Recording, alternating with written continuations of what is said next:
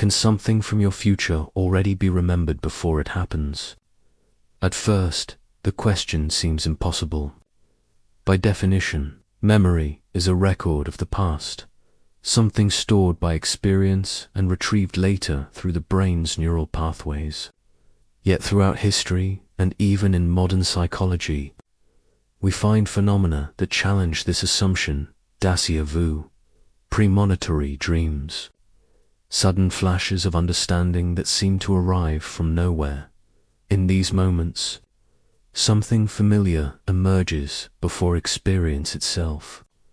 It feels less like prediction and more like recognition, as if the event was already known, waiting for the right moment to appear.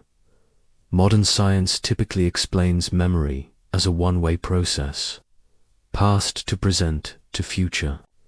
But Ibn Arabi, the 13th century Andalusian philosopher, offered a far more radical model. He proposed that time does not move linearly. Rather, it exists as a unified field, and consciousness can access layers of this field beyond the immediate present. What appears as a memory of the future is not imagination. It is the soul recalling something it already knows within divine knowledge. To understand this, we must first examine how modern science defines memory, and where that definition begins to break down. In modern psychology, memory is often defined through a three-step process: encoding, storage, and retrieval. Information from the senses is first encoded into neural patterns, stored in structures like the hippocampus, and later retrieved when similar cues arise. This mechanism allows us to recognize faces, recall experiences, and form a coherent sense of identity. However, decades of cognitive research show that memory is not a fixed recording. It is a reconstruction. Each time you recall an event, your brain partially rebuilds it using fragments, biases, and emotional coloring. Studies by Elizabeth Loftus and others demonstrate how easily false memories can be implanted. The mind is a story generator, not an archive. This limited linear understanding of time and memory produces psychological side effects. When we believe we are bound by past events and separated from an unpredictable future, our mental state fragments. Neuroscience calls this temporal disconnection. Overactivity in the default mode network leads to obsessive rumination, replaying the past. Meanwhile, reduced activation in the prefrontal cortex, responsible for present awareness, weakens the sense of now. The result is a mind oscillating between regret and anticipation, rarely at peace in the present. Ibn Arabi confronted this same problem centuries ago, but from the perspective of the soul rather than the brain. Ibn Arabi, born in 1165 in Andalusia, is regarded as one of the most profound philosophers of the Islamic mystical tradition. He was called the greatest master. His metaphysics of the unity of being proposed that all existence is one continuous self-disclosure of the divine. For Ibn Arabi, time is not a sequence of moments flowing from past to future. It is a single, ever-renewed act of creation, the renewal of creation at every breath. Every moment, he said, is a new disclosure of divine reality. From this perspective, the past and future are not distinct territories, but different aspects of one eternal field of being. What we call a future event already exists within divine knowledge. Our awareness moves across it like light, tracing the surface of a sphere, what appears as remembering. The future is not prophecy or coincidence, it is consciousness, briefly perceiving a layer of reality normally, hidden by linear perception. Ibn Arabi wrote, "There is only one time, the moment you are in. Time, in his view, is not an arrow but a field of presence. Each moment contains within it all potential forms, past and future, which become actualized according to the level of consciousness perceiving them in modern physics. This idea resonates with Einstein's theory of relativity, which treats time as a dimension of space-time. Events that appear sequential to one observer may coexist for another. The notion of simultaneity is relative, not absolute. Neuroscience supports this as well. The brain does not experience time continuously, but integrates sensory information into roughly 3-second perceptual windows. Our now is already an integration of the immediate past and the predictive near future. Hence, both physics and cognitive science converge on Ibn Arabi's claim: the divisions of time are perceptual, not real. What we call future and past are selective experiences of an ongoing, unified field of being. Ibn Arabi based much of his metaphysical psychology on the Quranic verse, "Am I not your Lord?" the moment when every soul affirmed divine truth before entering material existence. From this, he derived a crucial insight. Knowledge is not acquired. It is remembered. The human soul carries a pre-eternal awareness that becomes veiled through embodiment and sensory limitation. This process resembles what Plato called anamnesis, the recollection of eternal forms known before birth. In Ibn Arabi's language, learning is simply the unveiling of what the soul already knows within divine knowledge. Modern psychology finds echoes of this idea. Carl Jung described the collective unconscious, a shared reservoir of archetypal patterns that shape human thought. Cognitive science adds another layer.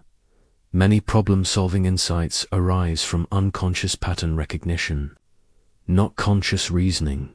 When someone remembers something they have never learned, an idea, an image, or a sense of destiny, it may reflect the mind's contact with deeper, pre-personal layers of knowing. To remember the future, in Ibn Arabi's sense, is to recall what the soul already knew in the timeless state before birth. One of Ibn Arabi's most original contributions is the concept of the imaginal world, an intermediate plane between pure spirit and material form. It is not imagination in the sense of fantasy. It is a real dimension where meanings take form before they appear in the physical world. Dreams, symbols, and intuitions all occur in this imaginal field. Here, future memories can be understood as impressions from this intermediate world entering consciousness. Scientific research provides an interesting parallel. Studies on REM sleep show that the dreaming brain simulates potential future scenarios to regulate emotion, a process known as anticipatory modeling. Similarly, the predictive coding theory of the brain suggests that perception itself is a continuous act of forecasting the next moment. To minimize uncertainty, Ibn Arabi's imaginal realm therefore corresponds to a domain where consciousness interacts with possibilities before they materialize, bridging divine knowledge and empirical experience. For Ibn Arabi, human consciousness is not a passive observer of reality. It is a mirror through which divine knowledge reflects itself. The human being, he wrote, is the eye through which God sees himself. This means perception is not neutral. Awareness itself participates in what is being perceived. Modern science offers two analogies. The observer effect in quantum physics shows that observation can alter experimental outcomes. Measurement changes what is measured. In neuroscience, attention has a similar role.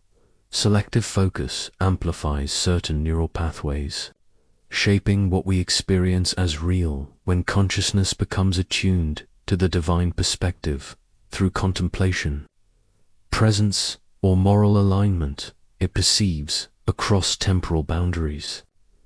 It does not predict the future. It recognizes it as part of a unified field already present in higher awareness. Ibn Arabi's philosophy rests on a radical notion. Cause and effect exist only within time, but the real transcends time. In divine knowledge, every event is already complete. The human mind, bound by sequence, perceives it as unfolding in parts. A useful analogy is cinema. The entire film reel exists at once, but the viewer experiences one frame at a time. From the viewer's perspective, the story seems to progress. From the filmmaker's perspective, it already exists in totality. Therefore, when someone experiences a memory of the future, consciousness may be momentarily stepping outside sequential perception, glimpsing another frame of the same reel. Cognitive neuroscience provides modest parallels. Temporal lobe synchrony and predictive neural overlap can create time anomalies such as déjà vu, where current perception and predictive expectation align too perfectly, producing a sense of already known. For Ibn Arabi, such experiences are not errors. They are hints that consciousness is not confined to the linear script of time. Ibn Arabi's metaphysics is not only speculative, it has practical implications for mental and spiritual development. Cultivate mindfulness of presence. Practices of deep attention, meditation, contemplative breathing, dhikr, train the mind to dwell in the present moment. Neuroscientific studies show that mindfulness synchronizes neural oscillations, improving temporal integration. The mind begins to experience time less as fragments, more as flow. Observe without ownership. When insights, intuitions, or déjà vu moments occur, avoid labeling them as personal achievements. Ibn Arabi taught that detachment from ownership allows perception to align with divine awareness.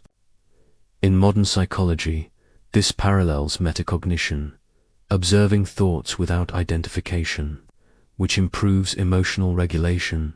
Record cross-time experiences. Document dreams, intuitions, or patterns that later unfold. This journaling process helps the analytical mind recognize how meaning unfolds beyond linear expectation.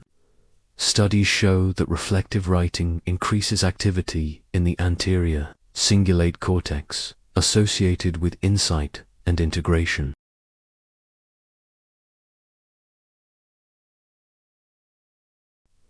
Ethical alignment is essential. In Ibn Arabi's ethics, knowledge without virtue is blindness. True insight must translate into compassion and responsibility. Acting in harmony with divine order stabilizes perception and reduces distortion by egoic desire. Through these disciplines, awareness becomes more coherent, gradually perceiving what Ibn Arabi called the renewal of creation at every moment. Destiny is no longer a prediction to fear, but a participation in ongoing creation. When your future sends you a memory, Ibn Arabi would say, it is not magic, it is recognition. His metaphysical model offers a rational framework that harmonizes with modern insights from physics and neuroscience. Time is not a line, but a field. Memory is not storage, but participation in divine knowledge.